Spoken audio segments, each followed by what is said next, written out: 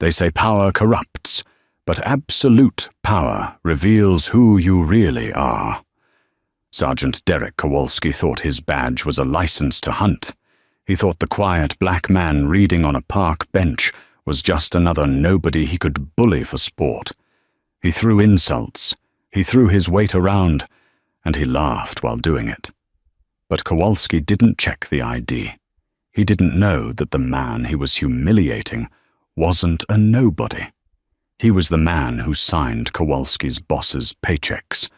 He was the director of the FBI. And by the time the truth came out, it was too late to beg. The autumn leaves were turning a violent shade of amber in Oakbridge Park, falling softly onto the manicured grass of Sector 4. It was 2:15 p.m. on a Tuesday, a time when most of the city was stuck in cubicles or traffic. But for Sergeant Derek Kowalski, 2:15 p.m. was hunting hour. Kowalski sat in the driver's seat of his cruiser, the engine idling with a low, predatory hum. He wasn't looking for crime. Crime was messy. Crime involved paperwork. Kowalski was looking for compliance. He was looking for someone to break. "You see that?" Kowalski grunted, tapping a thick finger against the glass. In the passenger seat, rookie Benji Foster straightened up, blinking behind his wire-rimmed glasses. Foster had been on the force for 3 weeks. He was 22, idealistic, and terrified of the man sitting next to him. "See what, Sarge?" "The guy on the bench, by the fountain." Foster squinted. About 50 yards away, a man was sitting alone. He was African-American, likely in his late 50s, dressed in a grey hoodie and expensive-looking running sweatpants. He had a pair of wireless headphones on and was reading a hardcover book, completely absorbed in the text. A bottle of water sat on the bench beside him. "He's just reading, isn't he?" Foster asked, confused. Kowalski let out a sharp, mocking laugh. It was a sound like gravel grinding in a mixer. "Just reading, that's what you see, Foster. You see a citizen. I see a loiterer. I see someone scouting the area. I see a potential drug deal waiting for a buyer." "Sarge, he's wearing Nikes that cost more than my first car," Foster ventured cautiously. "He doesn't look like a dealer." "That's how they hide, kid. In plain sight, acting like they owned the place." Kowalski shifted the gear stick into park. Though they hadn't moved, he killed the engine. The silence in the car was heavy. "We're going to go have a chat. Consider this a training exercise in situational dominance." Foster's stomach churned. He knew Kowalski's reputation in the precinct. There were rumors, whispers in the locker room about excessive force complaints that vanished, body cam footage that mysteriously corrupted, and settlements paid out by the city that never made the news. Kowalski was an old-school cop, a relic of a time when the badge meant you were the law, not just an enforcer of it. "Do we have probable cause?" Foster asked, his voice cracking slightly. Kowalski turned slowly, his eyes cold and hard like flint. "I am the probable cause, Foster. Now get out of the car." They stepped out into the crisp October air. The park was relatively empty, save for a young mother pushing a stroller near the duck pond and a jogger stretching near the south gate. The man on the bench didn't look up. He didn't flinch. He just turned a page of his book with a slow, deliberate movement. Kowalski adjusted his belt, hitching his pants up. He placed his hand on the butt of his baton, not drawing it, but letting it know he was there. He walked with a heavy, rolling gait, his boots crunching loudly on the gravel path. As they got closer, Foster noticed the details Kowalski ignored. The man's posture was upright, disciplined. The book wasn't a thriller or a magazine. The spine read, "The Geopolitics of Asymmetric Warfare." This wasn't a vagrant. This was someone educated. "Hey!" Kowalski barked when they were 10 feet away. The man didn't react. He didn't even blink. Kowalski's face flushed a dull red. He hated being ignored more than he hated paperwork. He stepped closer, his shadow falling across the man's book. "I said, hey!" Kowalski shouted, kicking the leg of the bench with the toe of his boot. The sound rang out, sharp and jarring. The man stopped reading. He didn't jump. He didn't gasp. He simply marked his page with a thin leather bookmark, closed the book, and slowly removed his headphones. He looked up. His eyes were dark, calm, and possessed an intensity that made Foster take a half step back. There was no fear in those eyes. There was only a quiet, analyzing calculation. "Can I help you, officer?" the man asked. His voice was a deep baritone, smooth and articulate. "Yeah, you can help me," Kowalski sneered, hooking his thumbs into his tactical vest. "You can tell me what you're doing loitering in a public park in the middle of a work day. You got a job, pal? Or you just spending your unemployment check on fancy shoes?" Foster winced. It was the standard Kowalski playbook. Insult, degrade, provoke. Wait for the suspect to get angry, then arrest them for disorderly conduct. The man looked at Kowalski's nameplate, then shifted his gaze to Foster, and finally back to Kowalski. "I am reading, Sergeant." Kowalski. "And enjoying the weather. Is that a violation of the municipal code in this district?" "Don't get smart with me, boy," Kowalski snapped, leaning in. The vein in his neck began to throb. "I asked for ID. You got ID on you, or do we need to take a ride downtown to figure out who you are?" The man sighed, a sound of profound disappointment rather than worry. "I have identification. However, unless I am being detained for a specific crime, I am not obligated to present it to you. This is a consensual encounter, is it not?" Kowalski froze. The legal jargon coming out of the man's mouth was precise. It wasn't the rambling of a jailhouse lawyer. It was the precision of someone who knew the statutes better than the police did. That should have been a warning sign. A massive, flashing red light. But for Derek Kowalski, it was just fuel for the fire. "Oh, we got a lawyer here, Foster," Kowalski mocked, looking back at his partner. "We got a jagged-edge lawyer. You think you know the law? I am the law out here." Kowalski grabbed the man's arm, his grip bruisingly tight. "Stand up, now. You're being detained for suspicion of narcotics distribution and resisting an officer." The man looked at the hand on his arm. His expression hardened. "Remove your hand, Sergeant. You are making a mistake that will cost you your pension." "Is that a threat?" Kowalski roared, yanking the man to his feet. The book tumbled to the grass. "That's a threat against a police officer. Foster, cuff him." "Sarge, I don't think—" Foster stammered. "I said cuff him." The man stood tall. He was taller than Kowalski, perhaps 6'2". He didn't resist physically, but his body remained rigid. He looked directly at Foster, his eyes softening slightly. "It's all right, officer. Do what he says. I want you to remember exactly what is happening right now. You're going to be a witness." Foster, shaking, pulled out his handcuffs. He hated this. Every instinct in his body was screaming that this was wrong. As he clicked the cold steel around the man's wrists, he noticed a watch on the man's left arm. It was a vintage Patek Philippe. God help us, Foster thought. Who is this guy? The ride to the 4th precinct was suffocating. The back of the cruiser smelled of stale vomit and industrial cleaner, a scent designed to mask misery. The man, who still hadn't given his name, sat in the back, gazing out the window at the passing city.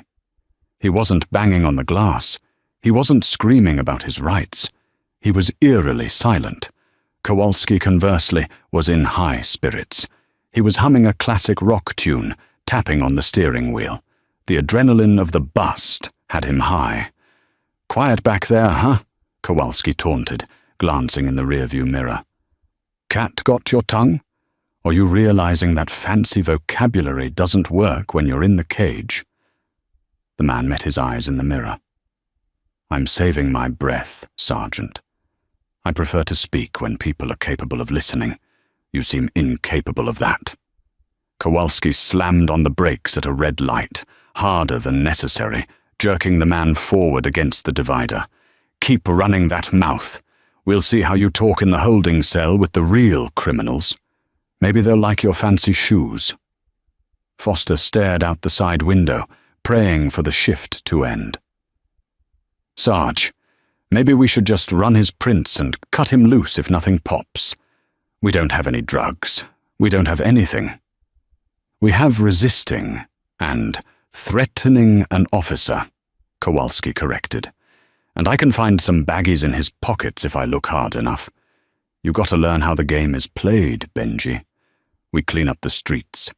Sometimes we got to take out the trash before it starts to stink." They pulled into the precinct sally port. The heavy steel doors rolled down behind them, sealing them inside the concrete belly of the station. Kowalski dragged the man out of the car. He marched him through the booking area, parading him past the other officers.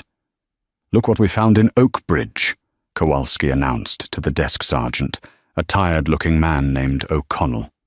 "Reviewing his legal options in the park, refused ID, threatened me." O'Connell looked up from his computer, eyeing the man in the grey hoodie. O'Connell had been on the job for 30 years. He had a sixth sense for trouble. He looked at the man's face, then at the expensive sweats, then at the demeanor. "You sure about this, Derek?" O'Connell asked quietly. "Book him," Kowalski spat. "John Doe, disorderly, resisting. Throw him in tank 2. They took his belongings, the vintage watch, the wireless headphones, a wallet. Kowalski grabbed the wallet. "Let's see who Mr. High and Mighty is." He flipped it open. There was no cash inside, just a sleek, black metal card and a driver's license. Kowalski pulled out the license. "Raymond Holloway," he read aloud. "Sounds like a butler's name. Address is Maryland? You're a long way from home, Raymond." Raymond Holloway said nothing. He was staring at the camera for his mugshot, his face a mask of stone. "What's this?" Kowalski pulled out the black metal card. It didn't have a credit card number. It had a gold crest embossed on it and a holographic chip. Kowalski squinted at it. He didn't recognize it. He tossed it onto the counter. Probably some VIP club for snobs. Put it in the bag. O'Connell, however, picked up the card. He ran his thumb over the crest. His brow furrowed. "Derek, what?" "This crest. It says Department of Justice." Kowalski laughed. "So? Probably a fake. Or maybe he's a janitor at the DOJ. Who cares? Lock him up." They shoved Raymond Holloway into tank 2. It was a holding cell occupied by 3 other men, 1 sleeping off a drunk, 2 arguing over a dice game. The smell of urine and unwashed bodies was overwhelming. Kowalski leaned against the bars, grinning. "Comfortable, Raymond? Not quite the park bench, is it?" Raymond straightened his hoodie. He walked to the center of the cell, ignoring the other inmates who were now eyeing him. He turned to Kowalski. "Sergeant," Raymond said. His voice was different now. The calm was still there, but the temperature had dropped 10 degrees. "You have exactly 1 hour. 1 hour for what?" Kowalski asked, amused. "To resign," Raymond said. "If you resign within the hour, you might keep your pension. If you wait until my phone call, you will lose everything. Your badge, your freedom, your name." Kowalski laughed so hard he nearly choked. "You hear that, O'Connell? He's giving me an ultimatum. In my house." He banged his baton against the bars, making the inmates jump. "You got a lot of heart, Raymond. Stupid, but a lot of heart. Enjoy the stay." Kowalski walked away, whistling. He sat down at his desk, opened a can of energy drink, and began typing up the arrest report. He was feeling good. He was feeling powerful. In the cell, Raymond Holloway sat down on the metal bench. He closed his eyes. He didn't look angry. He looked like a man who was waiting for a timer to go off. At the front desk, O'Connell was still holding the black metal card. Something about it was gnawing at him. He decided to swipe it through the federal database reader, a machine they rarely used, mostly for checking extradition warrants. The machine beeped. Then it beeped again. Then the screen on O'Connell's computer turned red. A message flashed in bold capital letters. Security clearance, level 5, top secret. Identity, Director, Federal Bureau of Investigation. Agency alert. Active. O'Connell's face went white. All the blood drained from his head. He looked at the screen, then at the holding cell, then at Kowalski, who was happily typing away. "Derek," O'Connell whispered. "What now, O'Connell? I'm trying to think of how to spell belligerent." "Derek!" O'Connell screamed, his voice cracking. Kowalski spun around. What? What is it?" O'Connell stood up, his hands shaking so hard he dropped the black card. "That guy. In Tank 2! That's not a janitor. Who is he then? The Queen of England?" "He's the director," O'Connell choked out. "The director of the FBI, Raymond Holloway. The guy who took down the cartels in Miami? The guy who reorganized the Chicago field office last year?" The station went silent. The typing stopped. The phones seemed to stop ringing. Kowalski blinked. "Bullshit." "Read the screen." O'Connell pointed a trembling finger. Kowalski walked over. He looked at the monitor. He read the words. He saw the photo. Raymond Holloway in a suit, standing next to the President of the United States. Kowalski felt a cold drop of sweat slide down his spine. It felt like ice water. It's a mistake," Kowalski stammered. "It's a glitch. He was wearing a hoodie. He was listening to rap music or something." "He was listening to an audiobook on geopolitics," Foster piped up from the corner, his face pale. "I told you, Sarge. I told you." Suddenly, the phone on the captain's desk in the glass office, overlooking the bullpen, started ringing. It wasn't the normal ring. It was the red line, the direct line to City Hall and federal liaisons. It rang once, twice. Then the front doors of the precinct burst open. It wasn't a lawyer. It wasn't a family member. 4 men in immaculate black suits walked in. They wore earpieces. They moved with the synchronized fluidity of a wolf pack. Behind them walked a woman holding a briefcase, looking like she could cut glass with her jawline. The woman walked straight to the desk sergeant. She didn't ask for permission. "My name is Special Agent Clara Vance," she said, her voice echoing in the silent station. "You are holding a federal asset. You have 3 minutes to release him before I have this entire precinct designated as a hostile entity and shut down." Kowalski stood frozen near his desk. His baton felt heavy. His badge felt heavy. His legs felt like jelly. From the holding cell, a deep voice echoed out. "Agent Vance," Raymond's voice called out, calm as ever. "Take your time. Sergeant Kowalski and I were just discussing his retirement plans." The silence inside the 4th precinct wasn't just quiet. It was the vacuum of space. It was the sound of careers dying, of pensions evaporating, and of the terrifying realization that the blue wall of silence, the code that protected cops from consequences, had just been obliterated by a bulldozer made of federal authority. Special Agent Sterling, previously mistakenly referred to as Vance, stood at the center of the bullpen. She was a woman of sharp angles and even sharper eyes. She didn't look at Sergeant Kowalski. She looked through him, regarding him with the same clinical detachment one might offer a cockroach before stepping on it. "Secure the perimeter," Sterling ordered. Her voice wasn't loud, but it carried to every corner of the room. No one enters or leaves this building without my direct authorization. That includes patrol units. Call them back. All of them. Now wait just a damn minute. The door to the captain's office flew open, slamming against the wall. Captain Frank Donnelly stormed out. Donnelly was a large man, built like a vending machine, with a face permanently flushed from high blood pressure and shouting. He had been running the 4th Precinct for 10 years like a personal fiefdom. He wasn't used to people telling him what to do in his own station.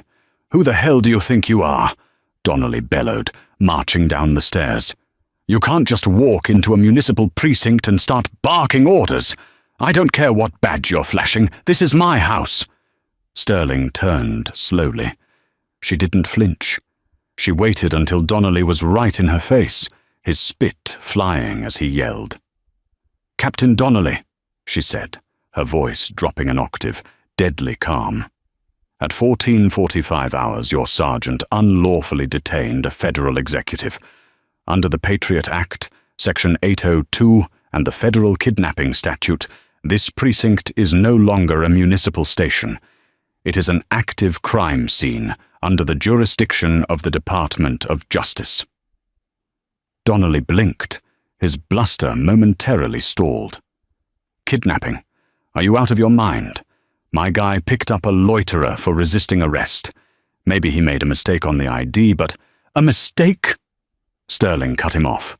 She signaled to one of the suits behind her. "Agent Ross, play the audio." Agent Ross pulled out a tablet and tapped the screen. The sound of Derek Kowalski's voice filled the station, crystal clear. It wasn't coming from a body cam. It was coming from a high-fidelity recording device that had been on Raymond Holloway's person. "I am the probable cause, Foster. I am the law out here. Maybe they'll like your fancy shoes." The recording played on, capturing the mockery, the threats, the utter lack of legal standing. Every officer in the bullpen froze. They knew that tone. They had all heard Kowalski talk like that 100 times. But hearing it now, in the presence of the FBI, it sounded like a confession. Sterling paused the playback. "That sounds like deprivation of rights under color of law, Captain.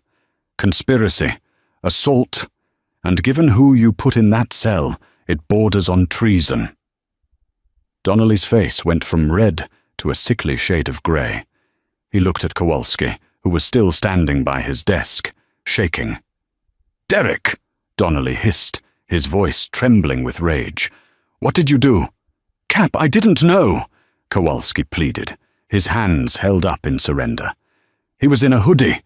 He was in the park. He looked like a suspect." "He looked like a black man," a deep voice corrected.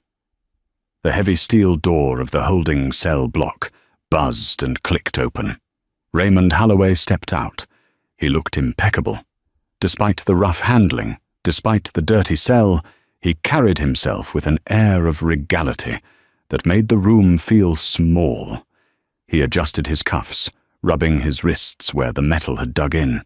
He walked past the open-mouthed officers, past the front desk where O'Connell was trying to make himself invisible, and stopped in front of Captain Donnelly and Sergeant Kowalski.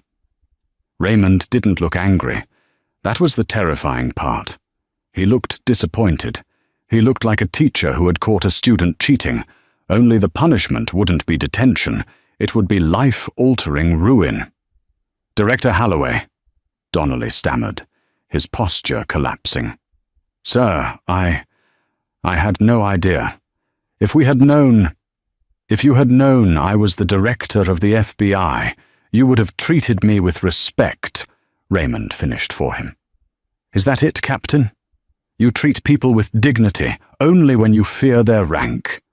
But if I were just Raymond from the neighborhood, if I were just a man reading a book, then Sergeant Kowalski's behavior would be acceptable?" "No, sir, of course not. But—" "It's rhetorical, Captain," Raymond said, waving a hand dismissively. He turned his gaze to Kowalski. Kowalski felt his bladder spasm. He wanted to look away, but he couldn't. Raymond's eyes pinned him to the spot. "Sergeant," Raymond said softly, "you gave me 1 hour. I believe only 45 minutes have passed. You still have 15 minutes to resign." Kowalski's mouth opened and closed like a fish out of water. Actually, Raymond interrupted, checking his wrist, then remembering his watch was still in the evidence bag. He looked at the wall clock. "I've changed my mind. Resignation is too easy. It lets you keep your dignity. And you didn't leave me with much of mine." Raymond turned to Agent Sterling. "Agent, has the warrant been executed?" "Yes, Director," Sterling nodded. "We have teams at Sergeant Kowalski's residence and the captain's boathouse as we speak." "Boathouse?" Donnelly squawked. "Why are you at my boathouse?" "Asset forfeiture inquiry," Raymond said casually. "But we'll get to that. Right now, I want my property back, and I want my book. I was right in the middle of a very interesting chapter on the fall of empires." O'Connell scrambled to the evidence locker. He returned seconds later with the bag, his hands shaking so hard the contents rattled. He placed the Patek Philippe, the wallet, and the book on the counter. Raymond picked up the watch. He didn't put it on. He inspected it for scratches. This watch was a gift from the late Senator McCain. "If there is a single scratch on it, Sergeant Kowalski, I will sue you for the cost of the replacement. And since you won't have a job, I imagine that will be difficult for you." He picked up the book. He dusted off a speck of dirt from the cover. "Rookie," Raymond called out. Benji Foster jumped. He had been hiding behind a filing cabinet. "Yes, sir." Raymond looked at him. The young officer looked like he was about to vomit. "You were the only one who hesitated," Raymond said. "You asked for probable cause. You suggested letting me go. You were ignored, but you spoke up." "Barely." "I should have done more, sir," Foster whispered, tears stinging his eyes. "I should have stopped him." "You're 22 years old and 3 weeks on the job," Raymond said, his voice softening slightly. "Stopping a senior training officer is a tall order, but you remembered what I told you, didn't you? To be a witness?" "Yes, sir." "Good. Because you're going to be the state's star witness." Raymond turned back to the room. "Agent Sterling, arrest Sergeant Kowalski. Charges are false imprisonment, assault, civil rights violations, and let's add grand larceny." "Larceny!" Kowalski shrieked.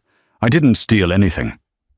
"My distinct impression," Raymond said, tapping his wallet, "is that there was $200 in cash in here when I entered the park. It seems to be empty now." Kowalski patted his pocket instinctively. The rustle of crisp bills was audible in the silent room. The blood drained from Kowalski's face. He had taken the cash in the car. It was a habit, a tax he levied on people he arrested, figuring they wouldn't complain. "Search him," Sterling ordered. 2 agents grabbed Kowalski. They slammed him onto the desk, the same desk he used to lean on while mocking victims. They patted him down. From his front pocket, they pulled a fold of $100 bills. "That's mine," Kowalski lied, panic seizing his throat. "I went to the ATM." "We'll check the serial numbers," Sterling said dryly. "Cuff him." The sound of handcuffs ratcheting shut on Derek Kowalski was the loudest sound in the world. "And the captain?" Sterling asked Raymond. Raymond looked at Donnelly. The captain was sweating profusely. "Not yet," Raymond said. "I want to talk to the captain, in his office, alone. Well, alone with the door open. I don't want to be accused of resisting." Captain Donnelly's office was a shrine to his own ego. The walls were lined with commendations, plaques, and photos of him shaking hands with the mayor, the police chief, and various local celebrities. It smelled of cigar smoke and lemon polish. Now, it smelled of fear. Raymond Holloway sat in the captain's leather chair. He spun it around slowly, testing the hydraulics. Donnelly stood on the other side of the desk, shifting his weight from foot to foot, looking like a schoolboy called to the principal's office. "Nice chair," Raymond commented. "Orthopedic lumbar support, Italian leather. Must have cost $2,000. On a captain's salary? You must be very good at budgeting, Frank." I have investments," Donnelly muttered, wiping his forehead with a handkerchief. "Investments," Raymond repeated. "Is that what we're calling the Civil Asset Forfeiture Fund these days?" Donnelly froze. "I don't know what you're talking about." Raymond leaned forward, placing his elbows on the mahogany desk. The playfulness vanished from his face. The predator was back. "Let's stop the charade, Frank. Do you think I was in Oakbridge Park by accident?" Donnelly stared at him. The thought hadn't occurred to him. He just assumed Kowalski had been unlucky. "What?" "I live in D.C., Frank. I work at the Hoover Building. Why would I be sitting on a bench in a municipal park in this city, 4 hours away from my office, on a Tuesday?" Donnelly's mind raced. You were on vacation?" "I was working," Raymond said. "We've been watching the 4th Precinct for 6 months." Donnelly's knees gave out. He slumped into the guest chair. 6 months? "We started getting flags from the DOJ audit systems," Raymond explained, his voice clinical and precise. "Unusual patterns in asset seizures. People getting pulled over for tail light violations, having their cars searched, and large amounts of cash seized under suspicion of drug activity. No charges filed, but the money never returned. It's a classic racket. Highway robbery with a badge." Raymond picked up a brass paperweight from the desk. "We needed a hook. We needed to see the culture on the ground. We needed to see if it was just a few bad apples, or if the rot came from the head." "It's not me," Donnelly gasped. "It's Kowalski. He's a cowboy. I try to rein him in, but—" "Don't lie to me, Frank. It insults my intelligence." Raymond slammed the paperweight down. The crack echoed like a gunshot. "Kowalski is a thug, yes, but he's a blunt instrument. He doesn't know how to launder the seizure funds into a police athletic league account that pays for your boathouse. That takes management." Raymond stood up and walked to the window, looking out at the bullpen where agents were now boxing up files and cloning hard drives. "I decided to come down personally because I wanted to see Kowalski in action. We knew he patrolled Sector 4. I made myself a target. I sat there. I waited." You baited him?" Donnelly whispered.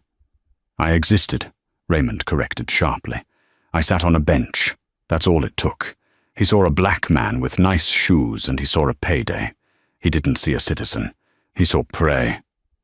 Raymond turned back to Donnelly. "But here's the twist, Frank. I didn't expect you to be this sloppy. I thought I'd have to dig for the financial records. But you let him run wild. You created a culture where a sergeant feels comfortable assaulting a man reading a book in broad daylight because he knows the captain has his back. "I can cut a deal," Donnelly blurted out. Desperation clawed at his throat. "I can give you names. Bigger names. The chief." Raymond smiled, but it didn't reach his eyes. "Oh, we'll get the names, Frank. But not because you gave them to us. We'll get them because Agent Sterling is currently decrypting your private server, the one you keep under your floorboards at home. We found that 10 minutes ago." Donnelly put his head in his hands and began to sob. It was a pathetic, heaving sound. "Save the tears for the jury," Raymond said. "Get up." Where are we going?" "We aren't going anywhere. You are going to processing. I'm going to finish my interrogation."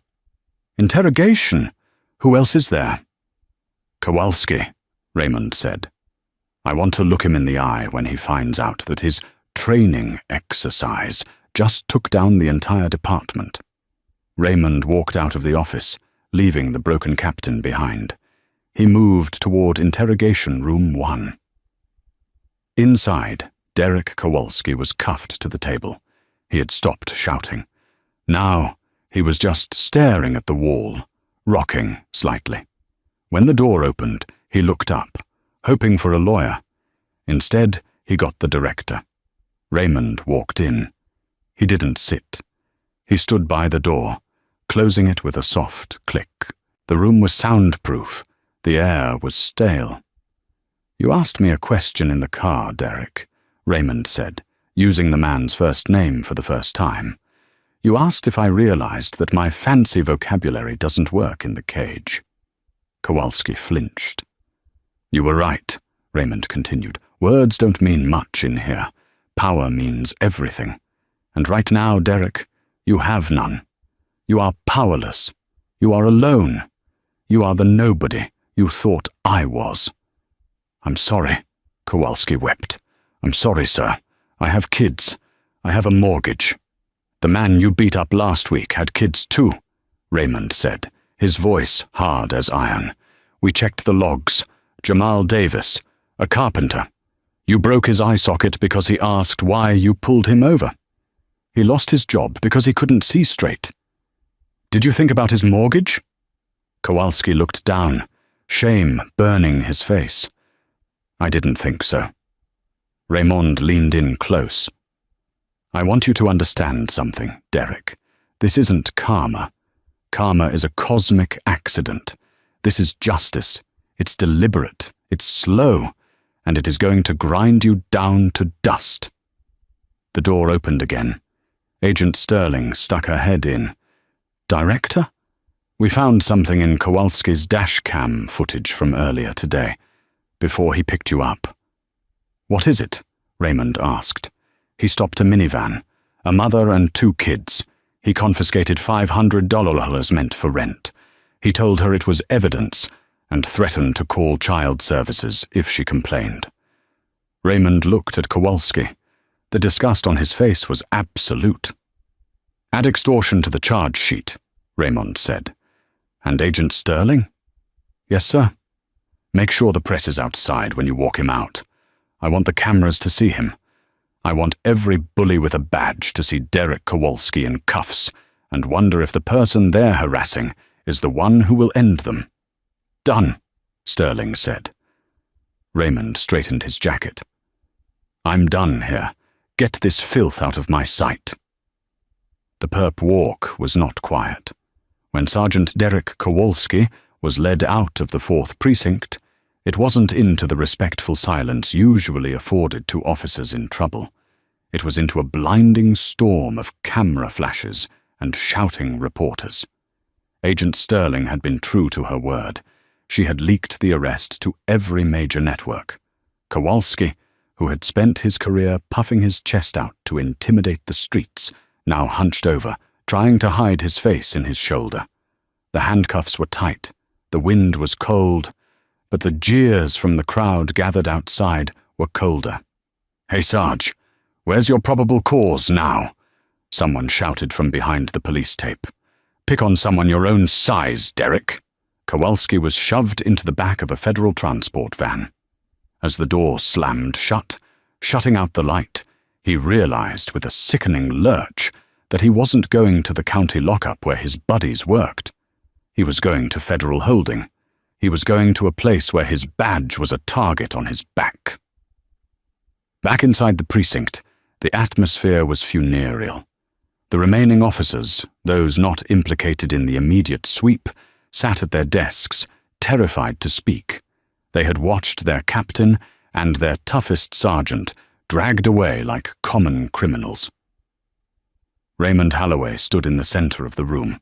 He had retrieved his headphones but left them around his neck. He looked at the sea of blue uniforms.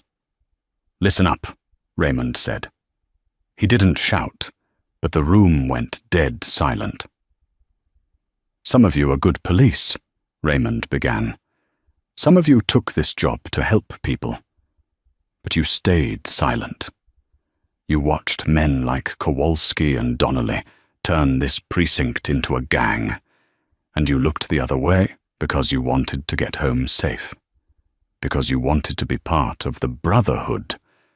He walked slowly down the aisle of desks. There is no brotherhood in corruption. There is only complicity. Today, the 4th precinct starts over. Federal oversight is now in effect. Every arrest, every stop, every seizure will be reviewed. If you are dirty, resign now. Save us the paperwork. If you are clean, then stay, and prove that you deserve the badge. He stopped at Rookie Benji Foster's desk. Foster was staring at his hands. "Officer Foster," Raymond said. Foster stood up, trembling. "Sir." "You have a choice," Raymond said. "You can quit. No one would blame you. You saw the worst of this job in your first month. Or you can finish your shift." Foster looked at Raymond, then at the empty desks of the men who had terrified him just hours ago. He took a deep breath. I'll finish my shift, sir." Raymond nodded, a rare, genuine smile touching his lips. "Good man. Agent Sterling will need your statement first." The media firestorm. By the next morning, the story was everywhere. FBI director arrested by dirty cop. The shocking video. The footage from Kowalski's cruiser, leaked predictably, went viral within hours. The contrast was cinematic. The belligerent, shouting sergeant versus the calm, articulate black man who just happened to run the most powerful law enforcement agency in the country. Social media exploded. Justice now. Kowalski thought he was the hunter. Turns out he was the mouse. Master Karma. Legal eagle. The way Director Holloway uses the law as a shield is a masterclass. "I am the probable cause." Famous last words. Blue line reform. This exposes the rot. If they do this to the FBI director, imagine what they do to a regular guy who can't fight back. The video became a symbol. It wasn't just about one cop. It was about the arrogance of unchecked power. But while the internet celebrated the gotcha moment, the reality in the courtroom was far grimmer. The indictment. 3 months later, the federal courthouse was a fortress. The trial of United States versus Derek Kowalski and United States versus Frank Donnelly had drawn national attention. The prosecution was led by Assistant U.S. Attorney Sarah Jenkins, a shark in a skirt suit who had been hand-picked by the DOJ. The defense attorney for Kowalski was a frantic, overworked public defender named Miller. The police union had abandoned Kowalski the moment the federal charges dropped. They cut him loose to save the herd. Kowalski sat at the defense table, looking 20 pounds lighter. His skin was pasty, his eyes hollow. He looked like a man who hadn't slept in 90 days. Raymond Holloway took the stand on the 3rd day. When he walked into the courtroom, the air changed. He wore a navy suit, perfectly tailored. He didn't look at Kowalski. He looked at the jury. "Director Holloway," Jenkins asked, "could you describe your emotional state when Sergeant Kowalski placed his hands on you?" Raymond leaned into the microphone. "I wasn't afraid for myself. I knew who I was. I knew I had the resources to survive the encounter. I was afraid for every other man who looks like me, who sat on that bench before I did. I was afraid for the people who don't have a badge in their pocket to save them." "Did Sergeant Kowalski ask for your name before he grabbed you?" "No." "Did he ask for your explanation?" "No. He saw a narrative he liked, and he tried to force me into it." The defense tried to paint Raymond as provocative. "Isn't it true, Director, that you refused to show ID? That you were technically non-compliant?" Raymond looked at the defense attorney with pity. "Counselor, technical non-compliance is not a license for assault. I was exercising my Fourth Amendment rights, rights that Sergeant Kowalski swore an oath to protect.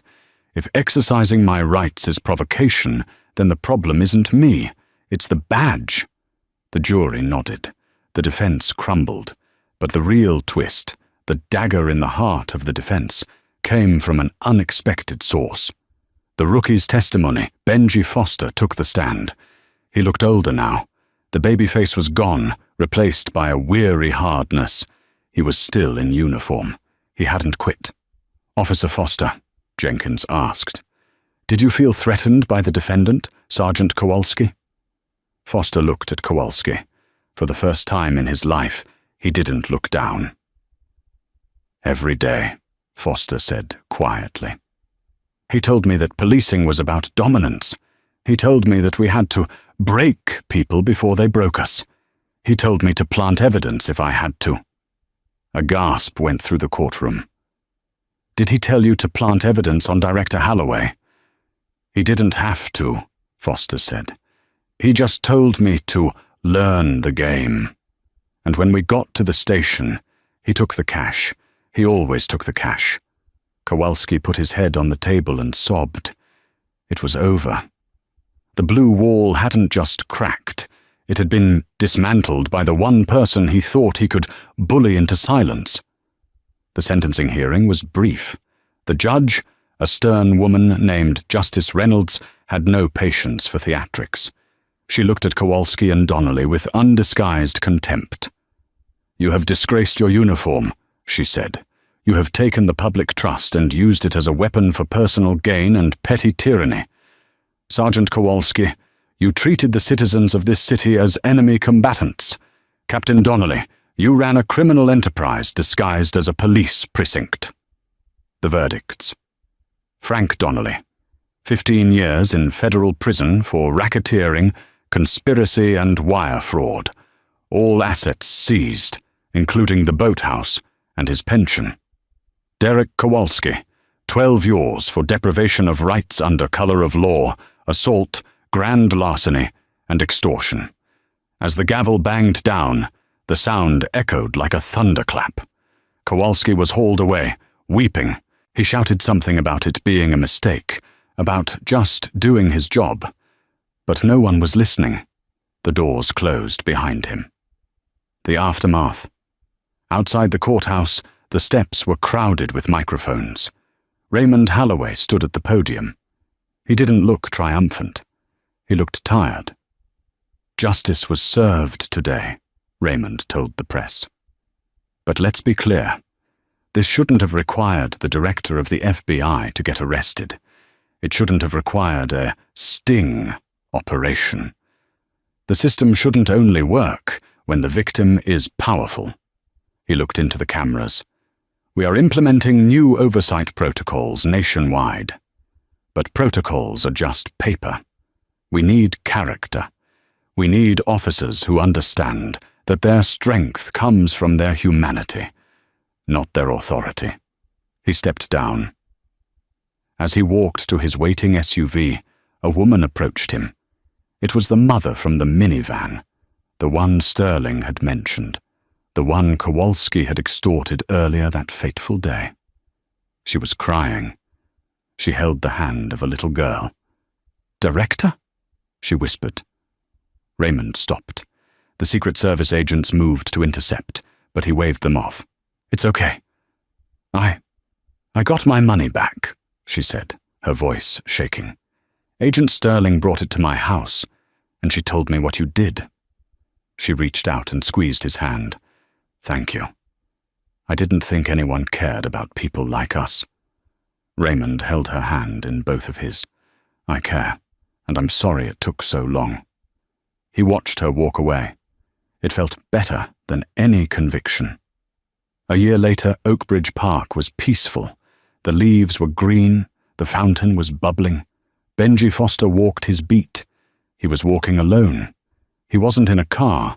He was on foot, talking to the hot dog vendor, nodding at the joggers. He saw a man sitting on the same bench near the fountain. It was Raymond Holloway. He was wearing a suit this time, but he had the same book in his hand, The Geopolitics of Asymmetric Warfare. Foster walked over. He stopped 5 feet away. "Afternoon, Director," Foster said respectfully. Raymond looked up. He smiled. Officer Foster? Or is it detective now? Foster grinned. Detective as of Tuesday. Vice Squad. Congratulations. You earned it. Raymond closed his book. How is the precinct? Different, Foster said. Better. Quiet. We got rid of the cowboys. Now we just do the work. It's hard, but it's honest. That's all we can ask for. Raymond stood up. I'm heading back to D.C. tonight. But I wanted to come by. To see the spot. The spot where it all changed? Foster asked. The spot where I met a good cop, Raymond corrected. Keep your head up, Benji. The world needs more witnesses. Raymond walked away towards the waiting black SUV. Foster watched him go, then turned back to the park. A kid had dropped his ice cream cone and was crying. Foster walked over, not to arrest him, not to yell, but to buy him a new one. It was a small thing, but it was a different world than the one Derek Kowalski had built. The fall of the 4th Precinct wasn't just a local news story. It was a domino. In the months following the trial, the Kowalski precedent became a legal term. Defense attorneys across the country started using the footage to challenge excessive force cases. Departments in Chicago, Los Angeles, and New York launched internal audits to avoid being the next headline. Derek Kowalski spent his first week in federal prison in protective custody. He was eventually moved to general population in a low-security facility, but his life as a predator was over. In prison, the badge meant nothing. He was just another inmate, and he spent every day looking over his shoulder, feeling the same fear he had inflicted on others for 20 years. Captain Donnelly's wife divorced him and sold the boathouse before the feds could seize it, or so she tried. The endless litigation left him broke and alone, making collect calls that no one answered. But the real ending wasn't about the bad guys losing. It was about the system shifting, inch by painful inch. Raymond Holloway retired 2 years later. He didn't write a memoir. He didn't go on a speaking tour. He moved to a quiet house in Maryland, near a lake. One afternoon, he received a package in the mail. There was no return address. Inside was a simple, leather-bound book. It was a new edition of the Geopolitics of Asymmetric Warfare. On the inside cover, there was a handwritten note. To the man who taught me that the biggest weapon we have isn't the gun on our hip, but the truth. Thank you for saving my soul. Detective Benjamin Foster. Raymond smiled, closed the book, and looked out at the water. The sun was setting, casting long shadows. The world wasn't perfect, but it was a little bit lighter than it had been before. And that is how the arrogance of one man brought down an empire of corruption. Derek Kowalski thought he was untouchable, but he forgot the most important rule of power. It is a loan, not a gift. When you abuse it, the debt eventually comes due. Raymond Holloway didn't just win a court case.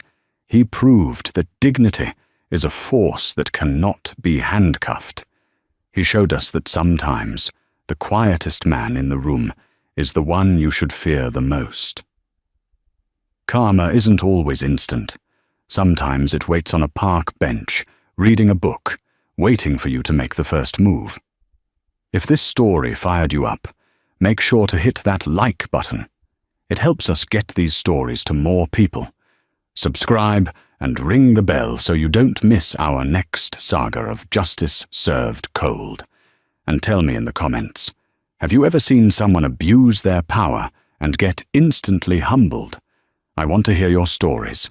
Thanks for watching, and stay safe out there.